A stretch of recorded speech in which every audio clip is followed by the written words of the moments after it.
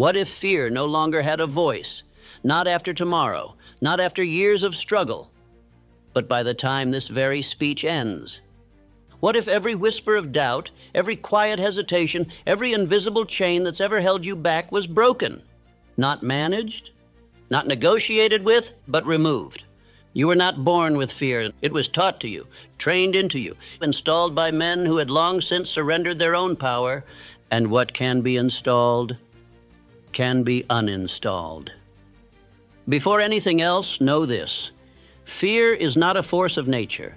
It is a creation of man's own mind, and what the mind creates, it can also destroy.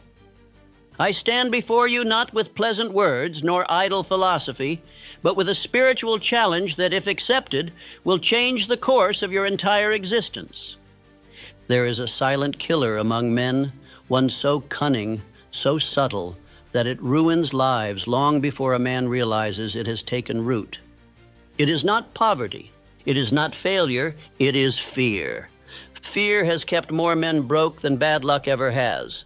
Fear has suffocated more potential than chains or cages ever could. Fear is not loud. It whispers, and worst of all, it disguises itself as reason, as logic, as caution, but make no mistake, it is the jailer of greatness, the assassin of dreams, the enemy of all success. Today, I will not speak to entertain. I will not soothe you with comforting advice. I will speak with the purpose of a man who has walked with titans, men like Andrew Carnegie, Henry Ford, Charles Schwab, Thomas Edison, and John D. Rockefeller, and seen firsthand that the only difference between the man who builds an empire and the man who dies with regret is the one who refused to let fear lead his steps. This is your spiritual declaration. Today, you do not flirt with courage. You marry it. You do not tame fear. You terminate it. You do not wait to feel ready. You move as if you already are. This is not a lesson. This is your rebirth. And when this hour is finished, the man who sat down to listen will not be the man who rises. Because today we make fear the servant, not the master. Let us begin. Fear does not announce its presence with a roar. It tiptoes in through habit, enters through silence, and binds a man by making him believe the rope is part of his own skin. Fear, my friend, is a cunning adversary. It does not strike you like lightning. It seeps into your being like a fog until you forget what the sun feels like. It rarely names itself. It hides behind phrases such as, "I'm being careful," "Now is not the time," "I need more clarity," or "What if it goes wrong?" But let me tell you plainly, those are not wise thoughts. They are enslaved thoughts. They are the sounds of a man who has forgotten that he commands his mind and now bows to it. I have studied the most powerful men the world has known, and I assure you, none of them were free of fear. What made them mighty was not the absence of it, but the mastery of it. Let me take you back. When I first sat at the knee of Andrew Carnegie, he did not speak to me of industry or steel. He spoke of thought. He told me, "The man who does not command his own mind is no better than a wild horse waiting to be broken." And I saw in him something that fear could not touch, definiteness of purpose. You see, fear has one aim: to scatter your energy, to make you pause when you should act, to make you hesitate when you should move, to make you think in circles until the opportunity is gone. It is a silent thief, and it steals more than action. It steals the identity of the man you were born to become. Consider this. Fear begins as a thought, a small whispering thought, a doubt, a hesitation. But if that thought is not seized and replaced, it repeats, and what repeats becomes rhythm, and what becomes rhythm becomes identity. That is how fear conquers nations, not through guns, not through blood, but through minds that surrender their power without a fight. And so I must ask you, what fears have you allowed to become habits? The fear of poverty? The fear of criticism? The fear of loss? The fear of ill health? The fear of old age? The fear of death? I name these 6 ghosts in Think and Grow Rich because they haunt more men than failure ever could. But the most dangerous thing about them is that they often come disguised as intelligence, as caution, even as humility. Let me give you an example. Henry Ford was not the most educated man of his time, but he possessed one trait that made him king over men of letters and scholars alike. He did not let fear make decisions for him. When he said he would build an automobile for the common man, he was not cheered. He was mocked. They said it was impossible, that he lacked the knowledge, that it had never been done, and yet he built it. Why? Because he refused to entertain fear at all. Ford understood a law most men never discover, that fear multiplies in silence, but courage multiplies in motion. Even Edison, when faced with 10,000 failures, never once gave fear the final word. Why? Because he had already decided the ending in his mind, and he trusted the law of repetition to carry him there. He understood that the mind must be trained like a machine, that fear is merely untrained imagination running wild in the absence of purpose. And so I ask you now, what part of your life has fear taken root in? Look closely. Does it hide in your hesitation to speak with boldness? Does it whisper when you delay the dream you say you want? Does it guide your hand when you settle for a life far beneath your design? Do not excuse it. Do not explain it. Name it, face it, and then replace it. Because here is the truth no one will tell you.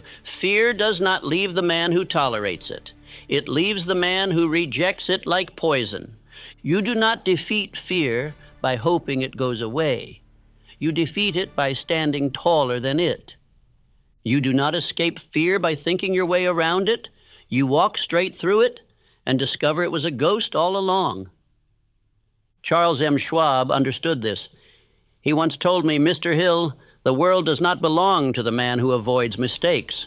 It belongs to the one who moves forward regardless of them." That is the truth of power, that fear will always scream, but your faith must speak louder. And faith is not born from inspiration. It is born from repetition. If you repeat fear, you live in fear. If you repeat power, you begin to radiate it until fear no longer recognizes you. So let me leave you with a challenge. From this day forward, you will write down every fear that has paralyzed you. You will no longer let it hide behind excuses. You will call it what it is, a lie. And then each morning you will speak its opposite with conviction. I am not afraid of failure, because I am a man of execution. I do not fear criticism, because I am loyal to my vision, not to applause. I do not fear poverty, because I know that riches begin in thought and multiply in action. I do not flinch before uncertainty, because I am the author of certainty. You say it until your soul believes it. You say it until fear no longer has a seat in your thoughts, because the man who removes fear is not the man who was never afraid. He is the man who stood taller than his own mind. And that, my friend, is where mastery begins. The subconscious mind does not reason. It does not judge. It does not argue. It accepts and acts upon whatever is repeated with belief. And therein lies both your prison and your liberation. Let us now move from the battlefield of fear to the command center of the mind. For if fear is the enemy, then the subconscious mind is the battlefield, and autosuggestion is your most powerful weapon. You may not see it with your eyes, but it governs every step you take, every word you speak, every result you attract. The subconscious does not sleep. It does not question. It simply receives and reflects what it is given through repetition, through emotion, and through belief. This is no mystical claim. It is a law, a universal principle as real and rigid as gravity itself. Allow me to be direct. If you have lived in fear, in lack, in hesitation, it is not your fault. It is your programming. And if that programming has been written by others, by your environment, your past, your pain, or the frightened voices of small minds, then of course you have hesitated. Of course you have doubted. Of course fear has held the reins. But here is the revolutionary truth. You can reprogram the entire system. Let me tell you how. Let us take a lesson from Henry Ford. This man repeated to himself and to others, without apology, whether you think you can or think you can't, you're right. Now, what is that but autosuggestion? He did not say it once. He lived it. He built empires from it. He faced ridicule with it in his mind. And eventually, the world bowed, not to his strength, but to his belief. Why? Because belief is contagious, but first, it must be installed. Now, understand this. Autosuggestion is the act of deliberately feeding the subconscious mind the beliefs you want it to operate from.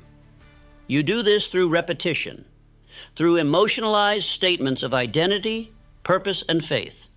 And you do it until the old beliefs have no oxygen left to survive. You do not beg the subconscious to change. You command it.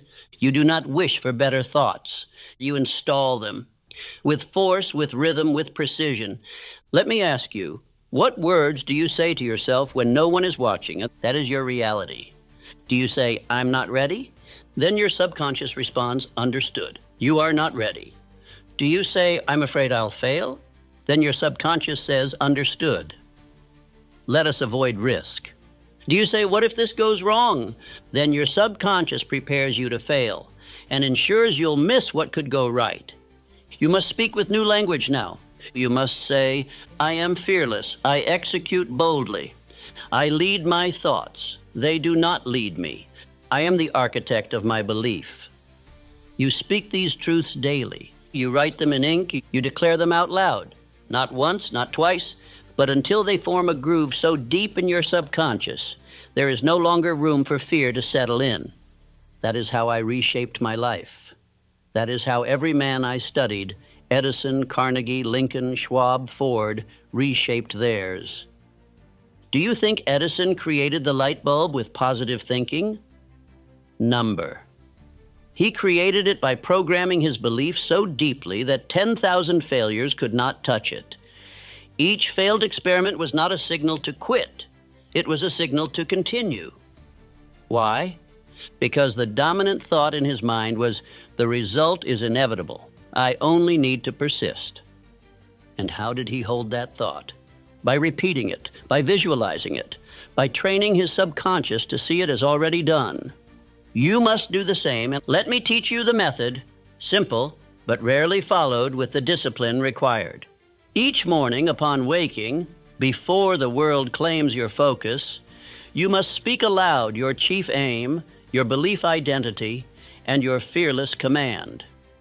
You must repeat with conviction, I am focused, I am powerful, I act without hesitation. My decisions are final, my mission is clear, my identity is certain. I do not wait for the world to confirm me, I confirm myself. Then at night, just before sleep, when the mind softens and the subconscious is most vulnerable, you speak them again, and again, and again, not until you are tired, but until you are changed. This practice is not optional. It is not for the weak. It is for the man who desires to become unrecognizable, to rise from the ashes of fear and shape his life like clay in his own hands. The man who masters autosuggestion can remove fear so completely from his system that hesitation becomes unnatural. His mind no longer seeks escape, it seeks execution. His body no longer responds to doubt, it responds to command. His words no longer reflect confusion, they reflect certainty. This is the key, my friend. If you want to become fearless, you must first train your internal voice to speak as if you already are. And the subconscious, faithful servant that it is, will obey. It always does. It always has. What are you feeding it? Faith is the foundation of all power. And I do not mean faith in religion or fate, though those may comfort a man. I speak of practical faith, the kind that is built like a bridge between your thought and your result. Faith, in this sense, is not mystical. It is structural. It is the belief in unseen forces, not because you are naive, but because you understand how the mind works. When a man believes in his mission with such intensity that no setback can turn him, that man becomes dangerous to fear itself. Now understand this. Faith is not a gift. It is not handed to a man at birth. It is not reserved for the lucky, the strong, or the privileged. No, faith is a discipline. It is built brick by brick. You lay its foundation by deciding who you are, why you are here, and what you will build before your time is up. And then you reinforce that foundation with repetition, with action, and with purpose that does not flinch under pressure. Let me show you what I mean through the life of Andrew Carnegie, the man who became the wealthiest industrialist in American history. He did not start with money. He did not inherit an empire. He started in a telegraph office barely more than a boy. But what he possessed, even then, was an unshakable sense of purpose. Carnegie knew that his rise would not be immediate, but he believed beyond logic, that every small opportunity, every day of effort, was preparing him for the moment when his definite purpose would meet massive opportunity. And when that opportunity came, he did not hesitate. He was ready. His faith had already built the roads. This is the power of definiteness of purpose. When you choose a target and burn every other bridge, the universe itself begins to organize around you. Doubt dies in the presence of focus, and fear cannot live inside a man who knows why he is alive. Most men drift. They change their aim with the seasons. One week they desire freedom, the next comfort, the next applause. But the man of purpose, he does not drift. He is fixed like a compass, unmoved by the winds. He wakes each day not to react, but to execute. Now look at Abraham Lincoln. His presidency was forged in the fires of division, the country torn in two, allies wavering, enemies rising, and yet Lincoln held to his mission. His purpose was union. His faith was in liberty. He did not know how long the war would last. He did not know how deep the cost would cut, but he decided early that the end result was non-negotiable. The United States would not fall. Slavery would not survive. And he walked in that belief daily, even when the odds whispered otherwise. That is what purpose does. It strengthens a man's back in the storm. It lends him the ability to stand when others kneel, to speak when others grow silent, to act when others wait for permission. And make no mistake, you must now decide your purpose. Not a list of goals, not a dream, not a fantasy scribbled in excitement, but a single sentence written in fire that becomes the axis of your existence. What will you build? Who will you become? What outcome will you refuse to leave undone? Write it, speak it, memorize it. Make it the last thing you say before sleep and the first thing you speak into the silence of dawn. That is how Charles M. Schwab rose through the ranks of Carnegie's empire. He was not the most brilliant technician, but he was the most decisive, the most purpose-driven. While others flinched and waited, Schwab acted. He did not dabble. He did not shrink. He gave more than was asked. He led teams not through command, but through certainty.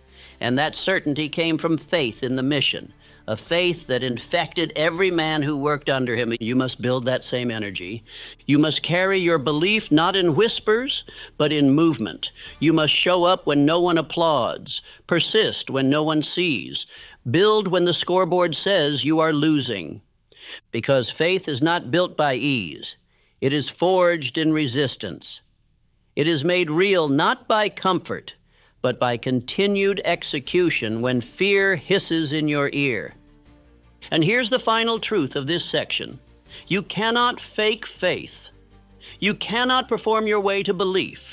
You must earn it through decisions made in silence, through rituals that demand excellence, through speech that reflects clarity even when the path is clouded. Do this, and fear becomes irrelevant. It may knock, but you will not answer. You will be too busy executing. Understand this. Indecision is the fertile soil in which fear grows. Every hesitation you allow, every question you leave unanswered, every quiet maybe you whisper to yourself is a crack through which doubt creeps in. Fear does not begin with failure. It begins with the refusal to choose. A man who cannot decide is a man who cannot rise. He is a ship without a rudder, at the mercy of every current, every opinion, every shift in the wind. His energy is scattered. His will is diluted. He waits, and while he waits, his future is stolen from him one day at a time. But the man who decides, firmly, finally, becomes something altogether different. Let me tell you about Henry Ford. When he set out to build a motor car for the common man, he was met with laughter. His own engineers called his vision impossible. The idea of an 8-cylinder engine in a single block cannot be done, they said. And what did Ford say? Produce it anyway, not once, not twice. But every time they returned with failure, he sent them back with the same command: produce it anyway. That is not optimism. That is not blind belief. That is the power of decision, a decision so firm that it bends reality to match it. And that engine was built, not by chance, but by command. Now ask yourself, when was the last time you decided with that kind of finality? Most men do not. They dance around commitment. They try but do not burn the bridge. They entertain their goal while secretly keeping a door open to escape. And as long as that door exists, fear has a place to live. You must understand this. Decisiveness is not about being correct all the time. It is about being committed. A decision made with full belief will take you farther than 1,000 clever hesitations. Why? Because the universe favors motion, and indecision delays that motion. Let me speak plainly. The most successful men I studied, Ford, Edison, Carnegie, Schwab, they all shared this in common. When they made up their mind, they moved. And when they moved, they did not look back. Thomas Edison attempted over 10,000 times to invent the electric light. 10,000 decisions to try again. 10,000 deliberate acts of movement in the face of uncertainty. Each decision was not small. Each one was a wound inflicted on doubt. Edison did not ask the public if it could be done. He decided. And then he acted until the world had no choice but to believe what he had already accepted. Decision is an act of creation. It creates momentum. It creates clarity. It creates identity. And here is the spiritual law behind it. A man who decides who he is and lives according to that decision becomes immune to fear. He may still feel fear, but it cannot lead him because he has already chosen. And that choice becomes a fortress. Charles M. Schwab once again rose not by debating endlessly, but by making decisions swiftly and standing behind them. Carnegie trusted Schwab not because he was the most technical, but because he moved. While others talked, Schwab acted. While others planned, Schwab produced. So I ask you, what decision have you left undecided? What truth have you postponed? What version of yourself have you refused to fully claim? Because indecision is not harmless. It is the slow death of destiny. And fear uses it like a scalpel, cutting away your potential, one hesitation at a time. Say this with me now, aloud, wherever you are. I decide quickly. I move without apology. I do not retreat. My word is final because I trust the man who speaks it. Let these words carve themselves into your mind. Say them often. Because each time you repeat that identity, you replace the version of yourself that waited with the one who leads. Let me be even more direct. Every time you hesitate, you teach your subconscious to question you. Every time you delay, you whisper to your mind, my will is not trustworthy. But every time you decide and act, you train your subconscious to say, this man means what he says. And that training is how self-command is built. So from this moment forward, you are no longer a man who waits. You are a man who chooses, even when it's unclear, even when it's uncertain, even when the crowd wavers. You choose, because you are the architect of your life. And the builder does not ask the bricks for permission. He lays them anyway, The man who would become fearless must first understand this. Fear is not an event. It is a habit. It is not something that simply appears when the conditions are wrong. It is a pattern, born of repetition, installed through years of unchallenged thought. And as with any habit, it can be rewired, if you are willing to apply greater repetition in the direction of strength. Let us examine what repetition truly means. Not the mindless repeating of tasks, but the deliberate imprinting of a new identity through the daily, disciplined use of thought. This was the cornerstone of my teaching, and I called it by many names: autosuggestion, definiteness of purpose, and most importantly, thought control. But let us not speak in abstractions. Let me show you how this operated in the minds of the greatest men I ever studied. Andrew Carnegie, the man whose wisdom laid the foundation for all of my life's work, did not rise from a family of wealth. He was born into struggle, into silence, into what the world would call disadvantage. But Carnegie understood something that very few ever grasp. The mind, once fixed upon a definite aim, will begin attracting to itself every condition necessary for the fulfillment of that aim. And so, every morning, he spoke his aim aloud. He repeated the man he had decided to become until the very walls of his mind no longer allowed for doubt to enter. Carnegie would say, "I am not building a fortune. I am building a man who is worthy of one." Do you understand that distinction? You do not speak affirmations to feel better. You do not speak them to impress others. You speak them because your subconscious believes what it hears the most, and therefore you must feed it power until it no longer recognizes fear as an option. Now consider Thomas Edison. He once said, "I never failed once. I merely found 10,000 ways that won't work." That was not merely a clever statement. That was a ritual of thought. Edison did not entertain failure because he had rehearsed success so frequently in his mind that failure could find no foothold. He awoke each day, regardless of yesterday's results, and stepped into his laboratory with the certainty that something was forming, even if the rest of the world could not yet see it.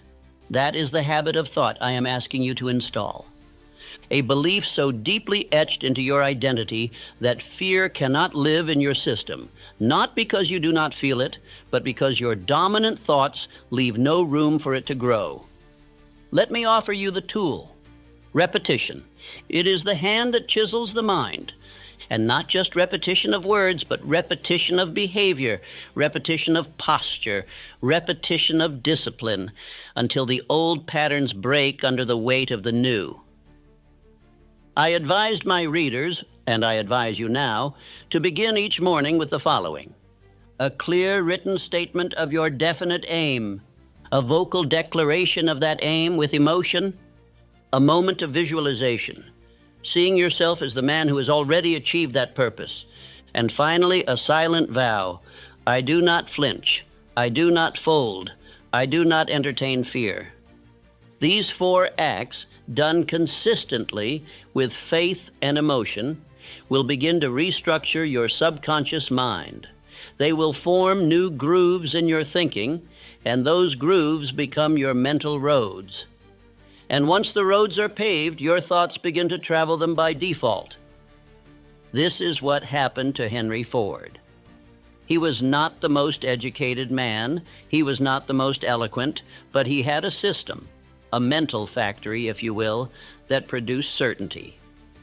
When asked how he would solve a problem too complex for him, he said, "I do not need to know the answer.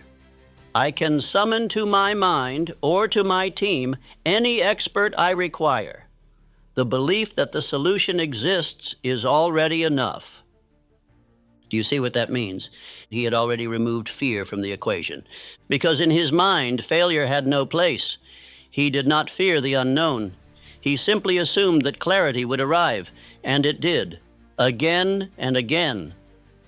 And so I ask you now, what do you rehearse each day? When no one is watching, when the world is silent, what words do you whisper to yourself? If those words are filled with doubt, You are programming yourself to fail. If those words are soaked in fear, you are building an identity of hesitation. And if those words are careless, scattered, or reactive, then your life will be the same. So I instruct you now, take command of the words. Create a script that is worthy of the man you wish to become. And speak it loudly, daily, repeatedly, and say, I am calm in uncertainty. I am steady in pressure. I am decisive in doubt. I do not fear the outcome. I shape it. Let those lines become your armor. And if they feel strange at first, good. That is the sign that you are installing a new identity. Speak them again. Speak them until they become natural. Speak them until they become you. Remember, your current fear is not the result of this moment. It is the result of every moment that came before, every thought you did not challenge, every belief you accepted without testing it. But today, that changes. From this day forward, you will speak like a man who does not negotiate with fear. You will walk like a man who commands his own mind. You will repeat power until power becomes your rhythm. And the old fear, it will have no choice but to die from starvation. Let us now continue to the next part and explore what happens when your entire life is built on this new internal system. Shall we? Once a man has begun the process of reprogramming his mind through repetition, he must take the next step, perhaps even more critical, and that is to guard the environment of his thoughts. Let me state this plainly. No thought is safe if your environment is unguarded. Fear, like a thief in the night, enters silently, and more often than not, it does not enter through your own mind. It enters through the words, doubts, and energies of others. I discovered this truth in my earliest conversations with Andrew Carnegie. He told me, if you place a weak mind in the company of stronger ones, it will either rise or it will retreat and rot. But if the stronger minds are not aligned, the result is confusion, not elevation. From that statement, I began to study not only the habits of great men, but the environments they built around themselves. Let me give you examples so that you may understand with clarity. Henry Ford, once ridiculed and mocked for his belief in the common automobile, was often questioned, how did you continue when the newspapers, the financiers, even your own men began to doubt you? His answer was profound, because I didn't invite them into my mind. Ford understood a principle you must now accept as law. The mind is sacred ground, and not every voice deserves entrance. He surrounded himself with only those who could add value to the vision. And when doubt arose, as it always does, he returned not to conversation, but to introspection, to solitude. He did not argue. He executed. Likewise, Thomas Edison, though a man of collaboration, was ruthless in his selection of those who entered his circle. He tolerated no mockery of his experiments. He allowed no cynicism into the laboratories where his dreams were being born. Because he knew one sarcastic remark, one poorly timed doubt, could ruin hours of focused effort. Why? Because the subconscious mind, though powerful, is also deeply impressionable. You may feed it power all morning through affirmation and repetition, but if you then walk into a room of gossip, sarcasm, and low ambition, you contaminate the mind's atmosphere. Let us return to Charles M. Schwab, a man who built steel empires and commanded the loyalty of entire industries. He once told me that the most important decision a man makes each day is not what he will do, but whom he will listen to. Schwab surrounded himself with clarity, not simply intelligence, not just skill, but clarity. He wanted no part in the complaints of the world. He had no interest in voices that predicted failure. If a man could not speak with belief, Schwab would not listen. Now you must ask yourself, who has been allowed too much access to your subconscious? Whose voice do you hear when fear speaks? Is it your own or the ghost of a parent who doubted you? A friend who failed and now mocks success? A teacher who whispered mediocrity into your spirit? You must become ruthless in this evaluation, not cruel, but decisive. This is the mental discipline required for greatness, to filter your influences as carefully as you would protect your wealth, because truly, your attention is your greatest currency. Would you leave gold coins scattered on a public street? Then why would you leave your thoughts open to anyone with an opinion? There are men who drain your belief with every sentence. There are voices that sound reasonable, but hide poison. They mock ambition. They worship comfort. They disguise fear as logic and call your vision unrealistic. These are not advisors. These are saboteurs. And they must be removed from your mental circle. Let me show you how to do this. Audit your conversations. Who lifts you? Who reinforces the new identity you're building? Who causes doubt to rise even subtly? Protect your silence. Before you begin your day, spend time in complete thought control. Speak your script. Rehearse your affirmations. And let no voice enter until your mental armor is sealed. Refuse to explain your mission. The more you explain, the more you weaken your internal certainty. Speak your aims only to those who can help build them. To the rest, offer silence. Create a ritual of alignment. Each evening, return to the vision. Reconnect with your definite purpose. Review your actions. Rebuild the belief that the world tried to erode. This is not arrogance. This is self-command. Remember, Abraham Lincoln, though known for his kindness, was also a man of silence. He did not waste words. He did not defend every decision. He carried a stillness that unnerved his critics, because it came not from ego, but from clarity of mind. That clarity is now your goal. And it begins with the recognition that your mind must be treated like a fortress, not a hallway. Let this be your rule. If they do not sharpen my belief, they do not get access to it. Now say this aloud. I do not allow fear into my circle. My subconscious is sacred, and I protect it with precision. My mental atmosphere is pure, powerful, and aligned. Speak these truths until they no longer feel like defenses, but standards. And when you live by those standards, fear begins to suffocate, and it loses its allies, it loses its entry points, it loses the chorus of voices it once used to weaken your spine. Because now your mind is clean, now your belief is sealed, now your focus is forged, and your inner fortress can no longer be breached. Let us proceed to the next part, where you will learn to move into action without hesitation. For the final enemy of fear is motion. Shall we? There is a truth as old as time and yet as urgent as breath itself. Fear cannot exist in the presence of decisive action. While many men attempt to think their way out of fear, the builders, the producers, the titans of industry, they know the deeper law. Fear cannot be reasoned with. It can only be overrun. Let me tell you what Andrew Carnegie once revealed to me in a private moment of startling clarity. He said, "The best way to destroy fear is to act so quickly that it has no time to speak." This, I later discovered, is the thread woven through every story of greatness I have ever written about: decisive movement in the face of uncertainty. Let us take Henry Ford, for instance. When others hesitated, he built. When others debated feasibility, he constructed assembly lines. When the experts said it couldn't be done, he acted as if it had already been done.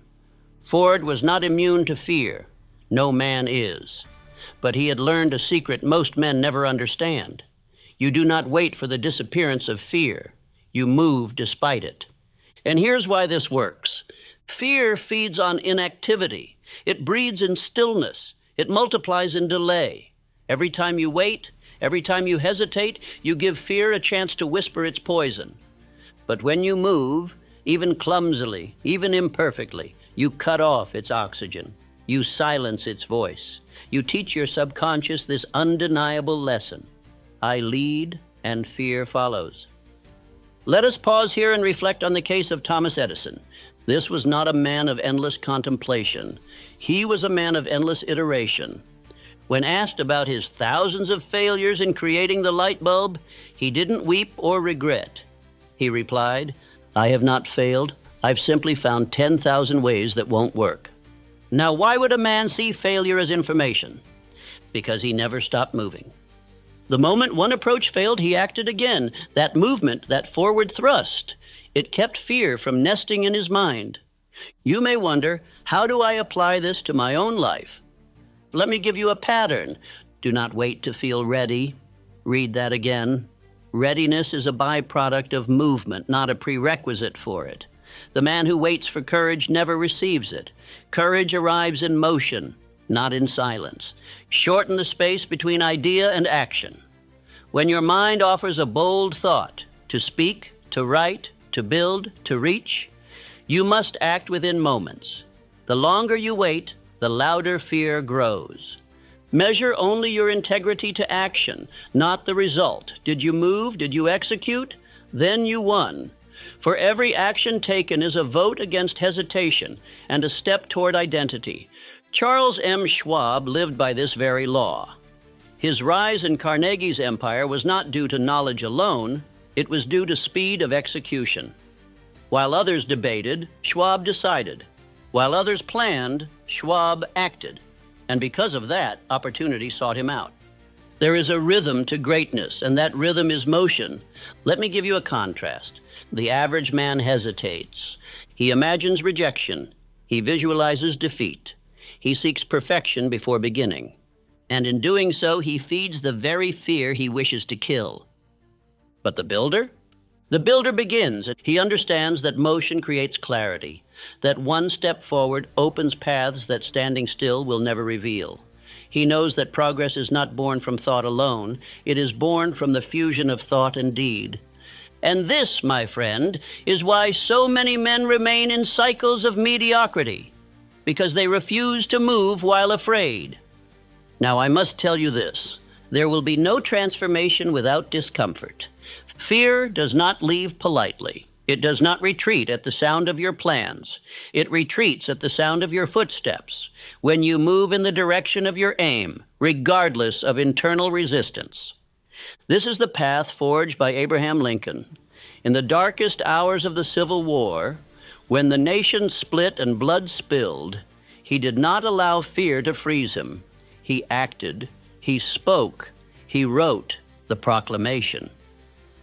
Not because he was confident in the result, but because the mission demanded action.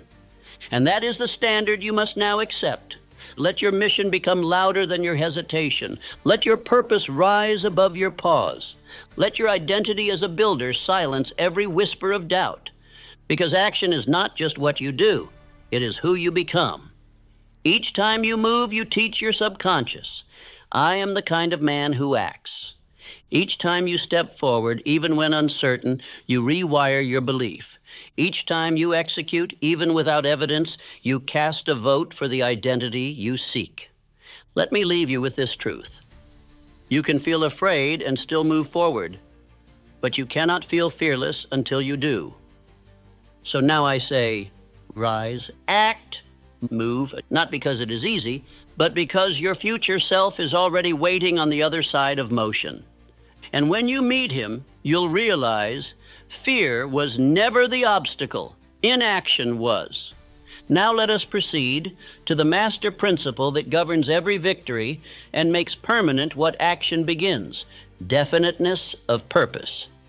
Every man who has risen above fear, who has conquered doubt, who has looked the unknown in the eye and moved anyway, has done so because of one thing. He knew exactly what he wanted. He had what I call definiteness of purpose. Now let me speak to you plainly as I would to my own son. The man who is uncertain, who has no chief aim, who floats between options, who changes direction with every gust of opinion, that man will never become fearless. Because fear loves confusion. It thrives in the life of a man without direction. It grows in the cracks of ambiguity. But the man who decides, the man who chooses a single aim and backs it with all the energy of his being, he becomes dangerous to fear. Why? Because purpose gives pain meaning. It gives setbacks context. It gives fear a rival more powerful than itself. Let me illustrate with one of the clearest examples in American history. Henry Ford did not aim vaguely for success. He decided to put every man behind the wheel of a motor car and he let no setback, no ridicule, no technical barrier, no financial storm sway him. When others laughed, he built. When others hesitated, he streamlined. His definiteness of purpose burned so brightly that it lit an industry on fire. Let me tell you this, Ford did not defeat fear by force. He defeated it by replacing it with focus. Andrew Carnegie, another titan whose mind I studied more deeply than most men knew, believed so strongly in the power of purpose that he required every man under his leadership to declare it. He said, "Show me a man with a clear purpose, and I will show you a man whom failure cannot defeat." Carnegie believed that all weakness, all indecision, all fear came from one root, a divided mind. He selected Charles M. Schwab as the president of U.S. Steel, not merely because of his energy, but because of his clarity. Schwab was not a genius by birth, but he spoke his mission with such confidence that other men fell in line. His definiteness of purpose made him magnetic. And what of Abraham Lincoln? Do you suppose that man stood against a fractured nation, issued the Emancipation Proclamation, and led through war without fear? Number. He knew fear, but he also knew his purpose. And it was more sacred than his safety. He was not trying to figure it out. He was not looking for options. He had made a final decision, that the Union would endure and that the cause of freedom would not be silenced. That decision gave him spine, it gave him resolve, and it made him immune to the paralysis that fear brings. Now I ask you, dear listener, have you decided? Have you chosen a purpose so deeply, so completely that it anchors you in every storm? Because until you do, you will always be prey to fear. You will always be tempted to quit it. You will always need more motivation, more inspiration, more reminders. But when you decide, truly, finally, something miraculous occurs.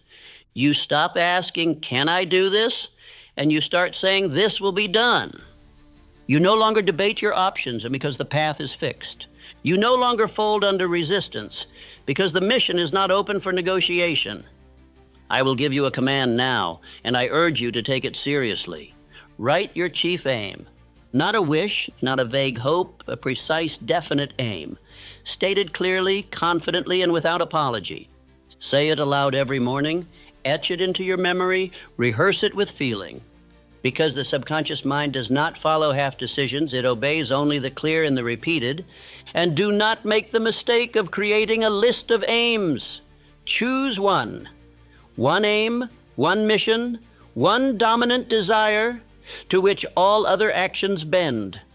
That is what makes a man formidable. That is what makes fear retreat. You cannot fear the opinions of others when your energy is consumed by pursuit.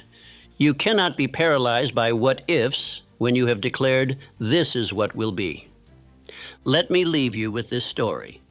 When Edison was working on the light bulb, a reporter asked him, after his many failures, "Mr. Edison, do you ever consider giving up?" Edison replied, "Young man, I have decided to create this light, and now I'm simply eliminating the ways that do not lead to it." That is definiteness of purpose. It is the death of doubt. It is the root of all power. It is the foundation on which the fearless man stands, while the uncertain man sinks. So I ask you again, have you decided? If not, decide now. Because until you do, every step forward will be accompanied by hesitation. And hesitation is the ally of fear. But once you decide, you'll begin to move like a man with fire in his eyes. And fear will no longer recognize your face. Shall we go even deeper now into the force that reinforces this purpose and gives it lasting life? Let us now enter the heart of the subconscious mind through the sacred ritual of autosuggestion. Shall we proceed? Now that you have declared your purpose, you must reinforce it until it becomes louder than every doubt, every distraction, every whisper of fear that once ruled your life. And that reinforcement comes through the master key of the mind, autosuggestion. You may ask, Mr. Hill, what is autosuggestion? Let me answer as plainly as I can. It is the act of feeding the subconscious mind a new reality through repetition and emotion, until that reality becomes identity. You see, my friend, your subconscious does not accept truth. It accepts repetition. It does not follow logic. It follows dominance. The words you repeat, and whether aloud or in thought, whether with belief or sarcasm, they are building you, line by line, day by day, word by word. That is why I must implore you, repeat this speech daily, not once, not when convenient, not when you feel inspired. Every morning, every night, until the voice you hear within is no longer the voice of fear, but the voice of conviction. Because the enemy of progress is not failure. The enemy is forgetting. And what you do not repeat, you will forget. What you do not rehearse, you will not become. Let me remind you, Henry Ford did not repeat weakness. He repeated belief. He famously said, "Whether you think you can or think you can't, you're right." That was not a clever saying. That was mental programming. He did not allow space for doubt. He spoke only of possibility. And because he repeated it, his mind accepted it. And because his mind accepted it, the world followed his thought. Thomas Edison did not wait for the crowd to believe in his vision. He believed first, and he spoke it into the silence, into the void, into the dark rooms of failure. And that belief, repeated 10,000 times, eventually gave the world light. Now let me speak to you as plainly as possible. If you do not program your mind, the world will. And the world will not install strength, it will install fear. It will feed you doubt, it will teach you limits. And if you let it, if you simply drift, you will become a copy of your environment, not a master of your destiny. So what must you do? You must repeat what you intend to become. You must speak to yourself as a commander speaks to his army, with force, with clarity, with finality. Each morning, rise and declare, "I am not afraid. I act without hesitation. Everything is working in my favor, and I move like it." Do not say these words like a man hoping. Say them like a man deciding. Do not whisper them with apology. Speak them with presence. Because the subconscious mind listens not to the volume of your voice, but to the conviction in your tone. That is why Andrew Carnegie demanded that his men recite their aims aloud each day. He knew that repetition was not a gimmick, it was the method. You do not need another speech. You need this speech again and again until it becomes your voice. And do not treat this as a message for today. Treat it as a ritual for a lifetime. Burn these words into your spirit. I do not beg fear to leave. I replace it with faith. I do not delay action. I speak, I move, I become. If you begin every morning with this before the world gets its hands on you, if you end every night with this before sleep locks your thoughts in place, then the identity of power will etch itself into you. The man you were, the man who hesitated, who shrank, who doubted, he will disappear. And in his place, a man who walks in silence but moves the world. That is not theory. That is not fantasy. That is the law of mind control, not over others but over self. So do not scroll to the next idea. Do not chase another voice.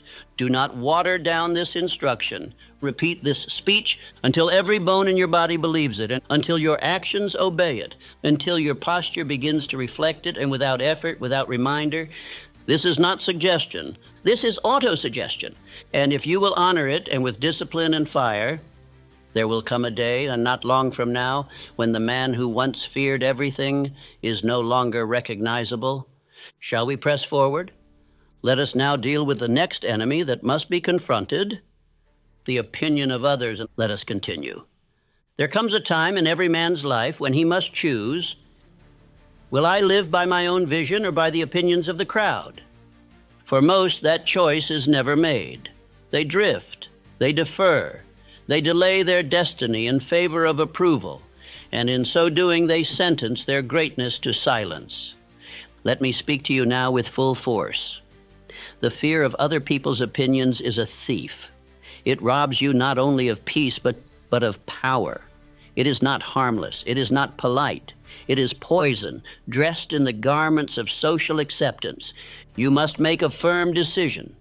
The opinion of the crowd shall never outweigh the voice of my own purpose. Too many men wait for permission. They delay their calling until their neighbor agrees with it. They shrink their voice to fit the small minds around them. And in doing so, they trade their birthright for belonging. But no man who has ever shaped the world was accepted by it first. Did Abraham Lincoln wait for applause before issuing his Emancipation Proclamation? He was mocked, condemned, hated by many. Yet he moved forward, not because it was popular, but because it was right. Did Thomas Edison take a poll before he pursued his inventions? His critics called him mad, a failure, a dreamer, but he paid no mind. Why? Because he did not look to the masses for direction. He looked within. And Henry Ford, when the world said the car was a toy, a novelty, a foolish idea, he built it anyway. He trusted his vision more than he feared their laughter. That is the kind of man you must become.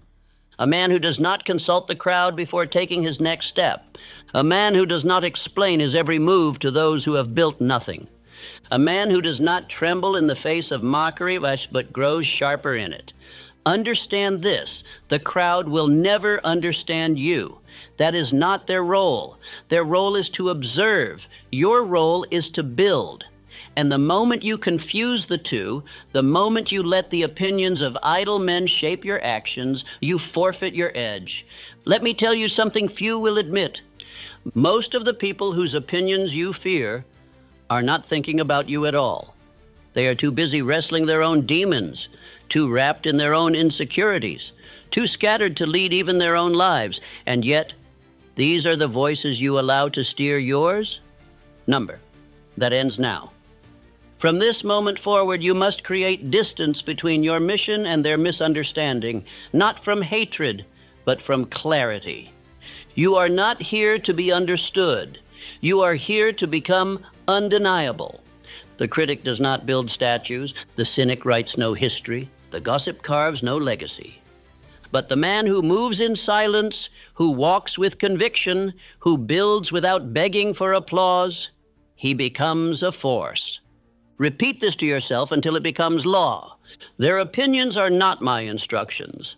Their doubts are not my blueprint. Their approval is not required, only my commitment. This is not arrogance. This is alignment. And when you are aligned with purpose, the voices that once terrified you begin to sound like background noise. They lose their grip because you have found something louder, the truth within you. I tell you now, there is no faster way to kill fear than to stop living for the expectations of the fearful. So when they mock you, keep building. When they doubt you, stay silent. When they ask, "Who do you think you are?" you answer with action.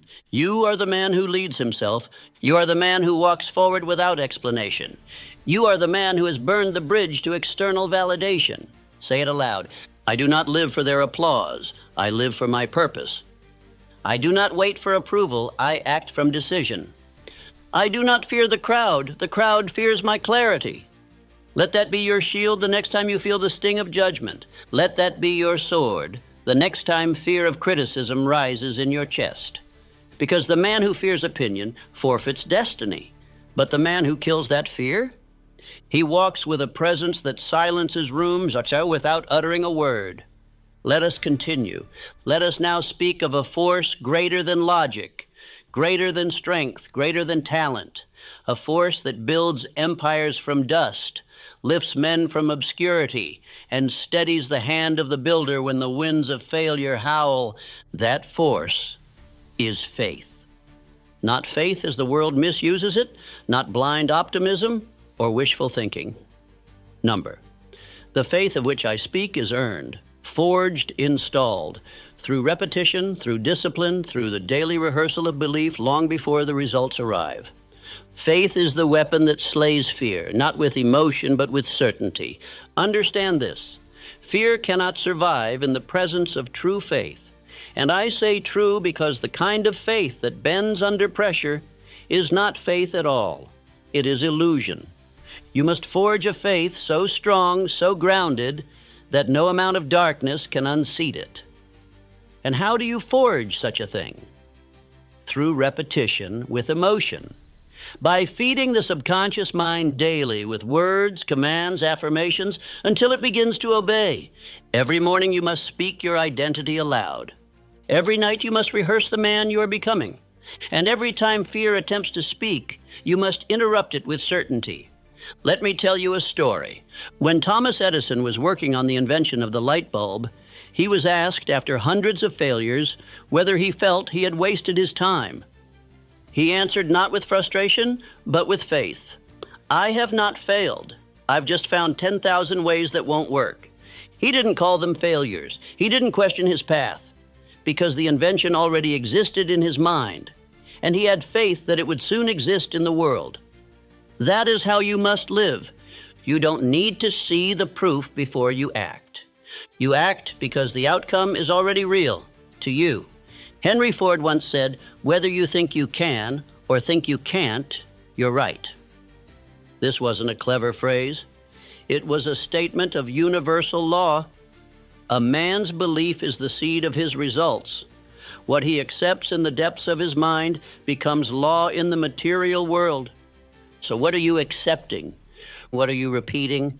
What are you rehearsing? When no one is looking and the world is silent, because that is where faith is formed, not in public, not in applause, but in private and in solitude.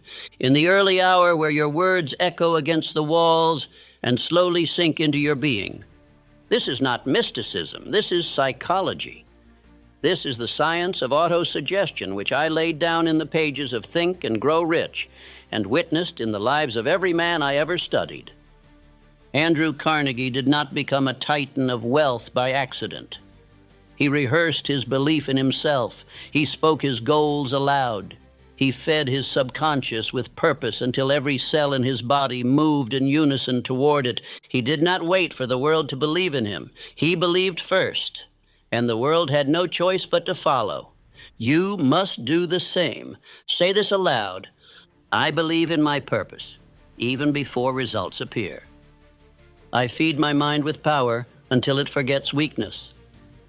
I move in faith, not because I feel ready, but because I have decided it is so. This is the rhythm of a man who becomes unshakable. This is the discipline that kills fear, because repetition with feeling creates identity. And identity overrules emotion. You must install belief so deeply, so frequently, that fear has no space left to breathe. And when doubt creeps in, as it will, you do not argue with it. You do not reason. You simply return to the script. You repeat. That is the most powerful discipline a man can possess. Not just to feel strong, but to repeat strength until it becomes his nature. So every morning you wake up and you rehearse the future. Not casually, not for entertainment. With fire, with conviction, with repetition that makes the ground beneath you believe it too. You say, I am fearless, I am focused. I am becoming the man who cannot be broken. And if you repeat it with enough emotion, with enough frequency, your mind will accept it.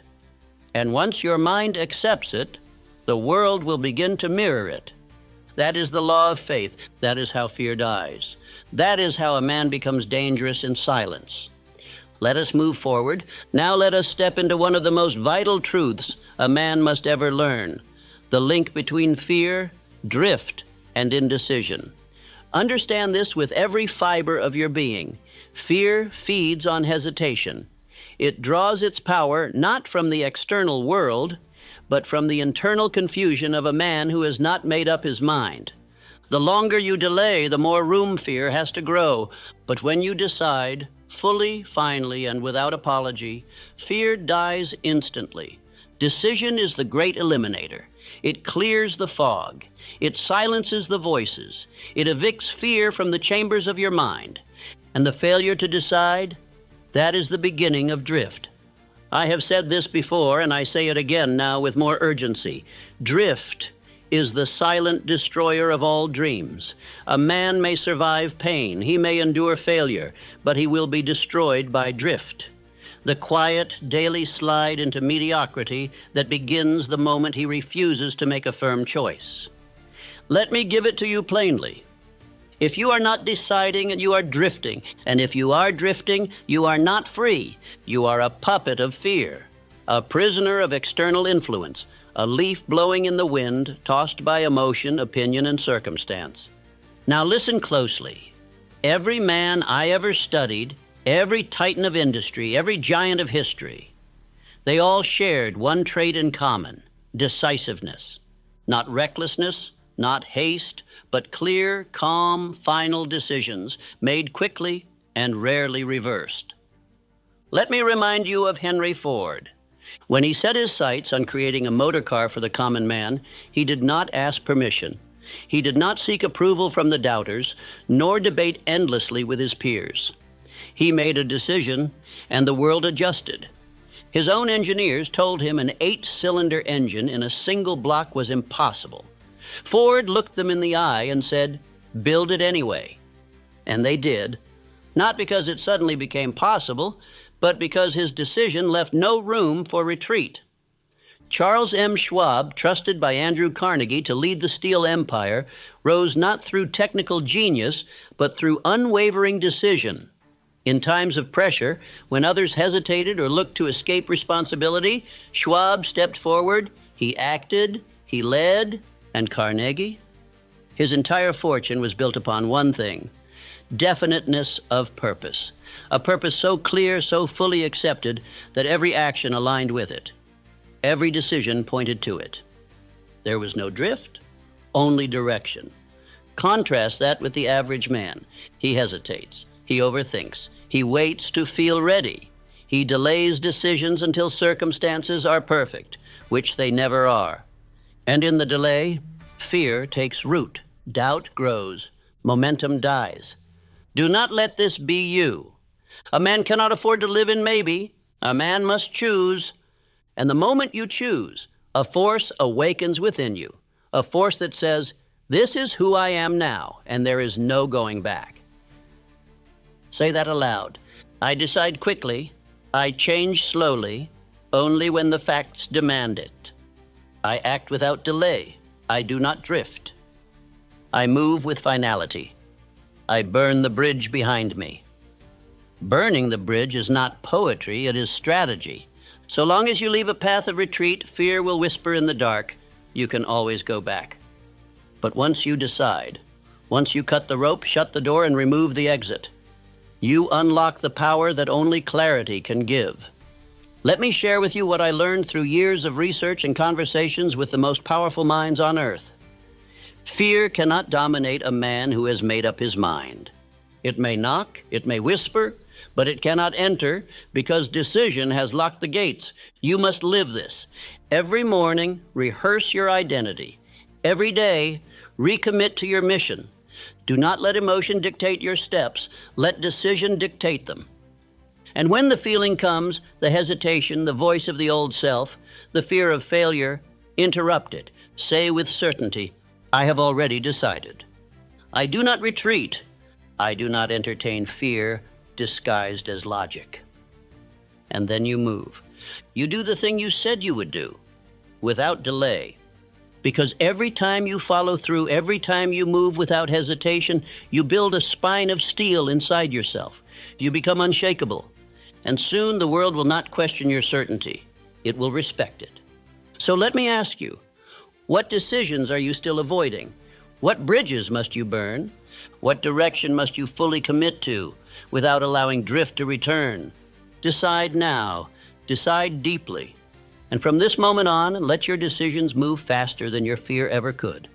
This is how you remove fear, not by waiting, not by hoping, not by hiding, but by deciding, and by walking with fire into the man you've already declared yourself to be.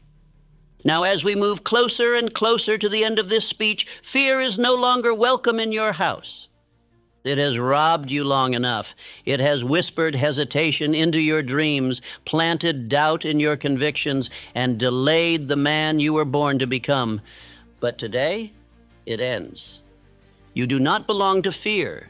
You are not its puppet. You are not average. You are not ordinary. You are not another man drifting through life, hoping things improve.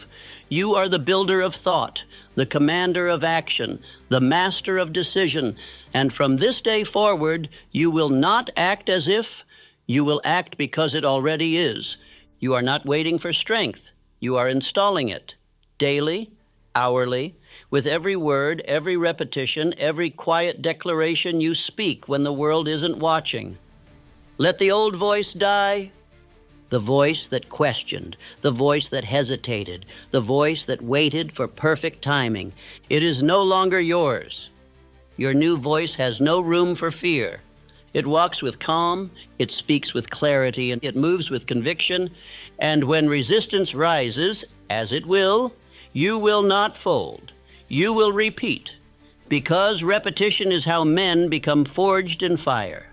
Because repetition is the builder of identity. And this speech, what you have just absorbed, is not entertainment. It is your blueprint. It is your architecture of belief.